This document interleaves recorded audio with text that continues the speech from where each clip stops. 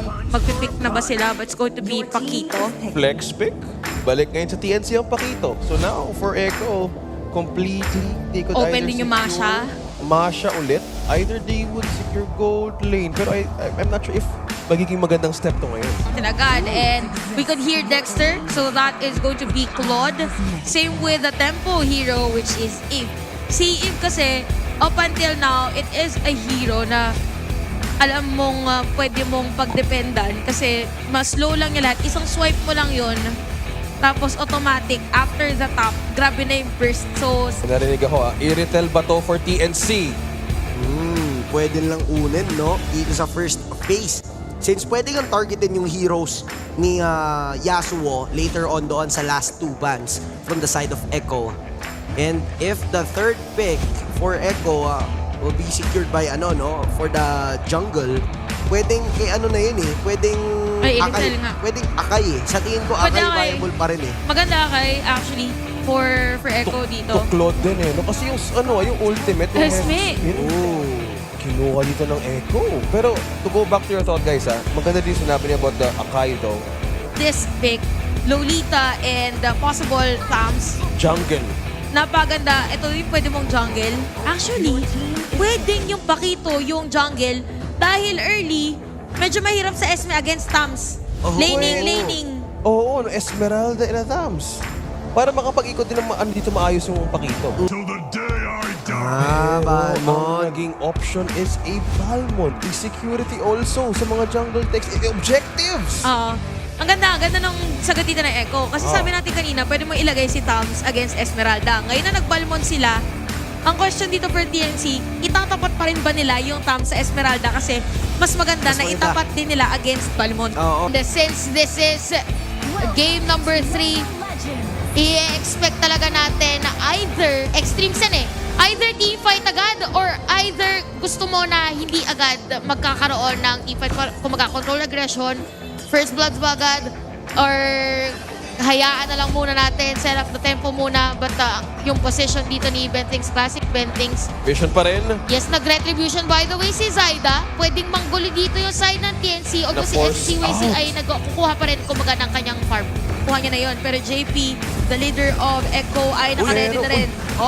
May dash away from Zyda. Nakaiwas dito si Zyda. Pero for Echo, yung contest na ginagawa ng TNC, kumukunat yung buff dun sa kada pag-iipon nila. Grabe. And it's all about 3 members na ini-invade ang kampo ng Echo. The 3-man invade coming in from TNC. JP. Pero nakuha ni SDZYZ ang unang turtle.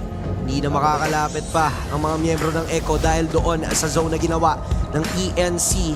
And yung simula na to talaga, kung mahawakan to ng TNC all throughout, posible yung hinahanap nila as long as maproteksyonan nila si Yasuo. Pero hindi mo pa rin kasi matatanggal yung possibility ng Echo dito sa late game kasi outplayed to with the Claude. So on mana.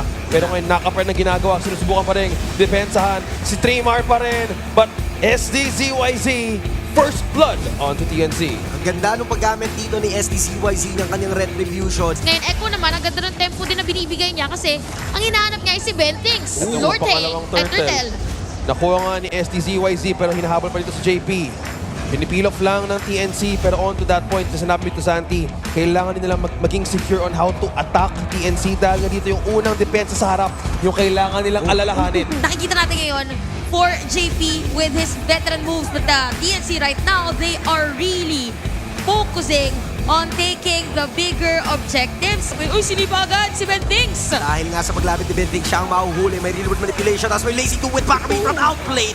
Ubos sa mga miyembro sa may bandang gitna. Pag napasok ka sa parisukat, talagang may follow-up damage pa mula sa bilhog dito ni outplayed. Meron ding farm dun sa may bottom. Ay! JP with a flicker kick.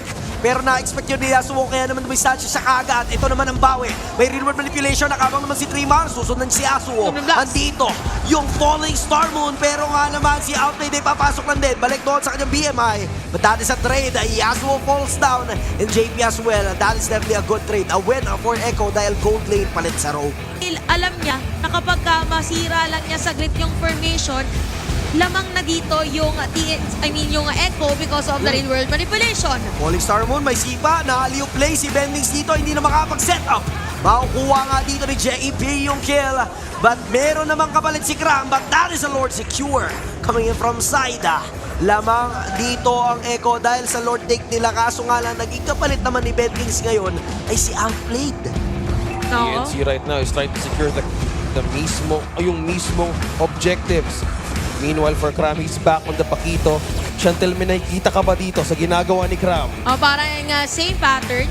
Same pattern for Cram. But for 3mar, different solution. So nagka-cut ngayon si 3mar instead of sinasalubong yung minion wave. So Yeah. same lang kumbaga yung flow ngayon na ating minions. Again, this is a bigger objective.